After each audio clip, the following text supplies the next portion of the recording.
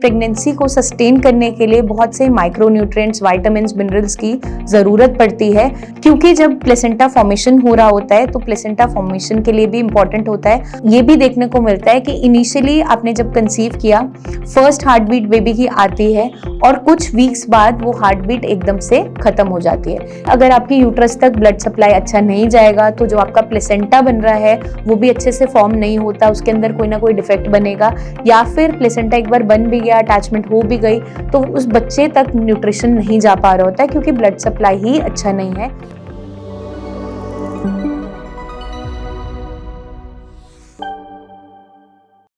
Hello everyone, मैं doctor प्रगति गुप्ता और आज इस वीडियो में हम बात करने वाले हैं ऐसी कौन सी डेफिशिएंसीज है जिसकी वजह से बार बार मिसकैरेज हो जाता है, या फिर आपने कंसीव तो कर लिया लेकिन वो प्रेगनेंसी लास्ट तक सस्टेन नहीं कर पा रही होती है और इनिशियली अबॉर्शन या मिसकैरेज की कंडीशन बन जाती है। तो अगर हम बात करें, प्रेगनेंसी को सस्टेन करने के लिए बहुत से माइक्रोन्यूट्रिएंट्स, विटामिन्स, मिनरल्स की ज़रूरत पड़ती है, क्योंकि जब प्लेसेंटा फॉर्मेशन हो रहा होता है तो प्लेसेंटा फॉर्मेशन के लिए भी इम्पॉर्टेंट होता है, प्लस आगे जो बेबी की ग्रोथ है उसके लिए भी वो बहुत ज़्यादा ज़रूरी होता है। तो अगर आपकी बॉडी में प्रोजेस्टेरोन की कमी हो रही है, जो कि एक आपका प्रेगनेंसी हार्मोन माना जाता है, अच्छे से प्रेगनेंसी को सस्टेन करने के लिए प्रोजेस्टेरोन का सही मात्रा में होना बहुत इंपॉर्टेंट है।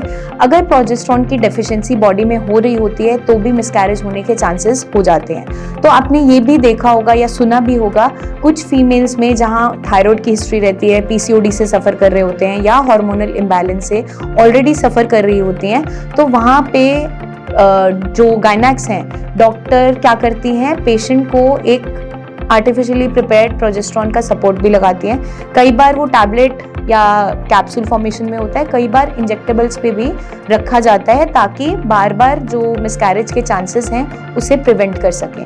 तो वो इम्पॉर्टेंट हो जाता है एक हेल्दी प्रेगनेंसी को सस्टेन करने के लिए। अगर हमारी बॉडी में फोलिक एसिड की कमी हो रही है तो भी आपकी प्रेगनेंसी एक हेल्दी प्रेगनेंसी नहीं रहती। अगर बेबी डिलीवर हो भी जाता है तो कुछ ना कुछ डिफेक्ट्स उसके अंदर देखने को मिलते हैं। चांसेस ज़्यादातर ये होते हैं कि अगर फोलिक एसिड की कमी बॉडी के अंदर है तो अर्ली 3 मंथ्स में ही मिसकैरेज हो जाता है, वो प्रेगनेंसी आगे कंटिन्यू होती ही नहीं है। तो फोलिक एसिड का भी सही मात्रा में बॉडी में प्रेजेंट होना इंपॉर्टेंट है। वो आप अपनी डाइट से भी पूरा कर सकते हैं और सप्लीमेंटेशन भी दी जाती है ताकि इसकी कमी बॉडी के अंदर ना बने। और जो बच्चे की ब्रेन की डेवलपमेंट है और स्पाइनल कॉर्ड की डेवलपमेंट है, उसके नर्वस सिस्टम की डेवलपमेंट है, वो अच्छी चलती रहे ताकि कोई भी कंजेनाइटल डिफेक्ट या फिर न्यूरल ट्यूब डिफेक्ट्स देखने को ना मिले। कभी कभार ये भी देखने को मिला है और आजकल कॉमनली देखने को मिल जाता है कि विटामिन डी डेफिशिएंसी की वजह से भी प्रेगनेंसी सस्टेन नहीं कर पा रही होती। अब हम सोचेंगे कि विटामिन डी का रोल तो आपकी बोन्स को हेल्दी रखने में है, ये यहाँ पे कैसे हम बता सकते हैं कि प्रेगनेंसी को सस्टेन नहीं करवा पा रही। तो जो विटामिन डी है सिर्फ बोन्स की हेल्थ को ही मेंटेन नहीं करता, आपकी बॉडी की सर्कुलेशन को भी अच्छा रखता है। तो आपकी जो यूट्रस है उस तक अगर सर्कुलेशन अच्छी नहीं है, ब्लड सप्लाई अच्छी नहीं है, तो ये भी देखने को मिलता है कि इनिशियली आपने जब कंसीव किया, फर्स्ट हार्ट बीट बेबी की आती है और कुछ वीक्स बाद वो हार्ट बीट एकदम से खत्म हो जाती है। इसे कहते हैं मिस्ड अबॉर्शन, और ये ज़्यादातर देखने को कब मिलता है, अगर विटामिन डी की डेफिशिएंसी मदर के अंदर प्रेजेंट है तो।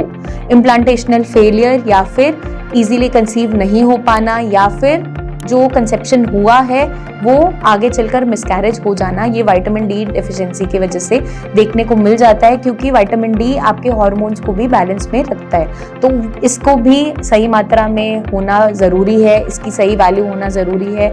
अगर ये सब आपका डाइट से पूरा नहीं हो पा रहा होता है तो डॉक्टर फिर सप्लीमेंटेशन पे भी एड ऑन करते हैं और साथ में डालते हैं। अब आपका आ जाता है, अगर बॉडी के अंदर खून की कमी है या आयरन डेफिशिएंसी है तो भी प्रेगनेंसी सस्टेन नहीं कर पाती। एक बार कंसीव होगा और फिर मिसकैरेज हो जाएगा, और ये रिपीटेडली भी चलता रहता है जो फीमेल्स अनीमिक हैं तो। इसीलिए आपने देखा भी होगा, जो गायनेक्स हैं सबसे पहले आपका आयरन और आपका फोलिक एसिड इस पे ध्यान ज़्यादा देती हैं ताकि प्रेगनेंसी अच्छे से सस्टेन कर पाए।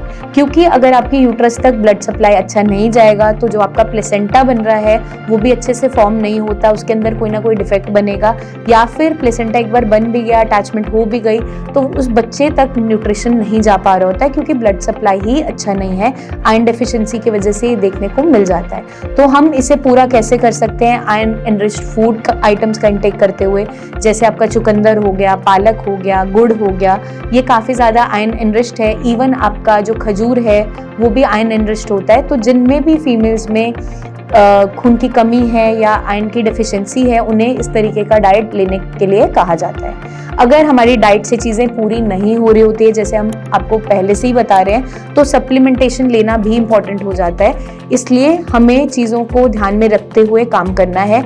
अगर आपकी प्रेगनेंसी कंसीव हो रही है, बार बार मिसकैरेज हो रहा है, तो वहाँ पे आपको अपने माइक्रो न्यूट्रिएंट्स पे भी ध्यान देना है, अपने जो विटामिन्स हैं उन पे भी ध्यान देना है। सिर्फ हार्मोनल इम्बैलेंस की वजह से ही प्रेगनेंसी लॉस नहीं होता, इनकी कमी से भी देखने को मिल जाता है, क्योंकि मैक्सिमम केसेस में ये रीजंस पाए जाते हैं। तो मैं उम्मीद करती हूँ ये वीडियो काफ़ी हद तक आपको जानने में, समझने में मदद करेगी कि किन डेफिशिएंसीज के कारण से बार बार मिसकैरेज हो जाता है। आपके कोई भी सवाल जुड़े हों, कमेंट करके आप पूछ सकते हैं, या नीचे दिए हुए नंबर्स पर हमारी टीम ऑफ डॉक्टर से कंसल्टेशन भी ले सकते हैं। जल्दी हम आपसे फिर मिलेंगे, तब तक के लिए अपना ध्यान रखिएगा एंड टेक केयर।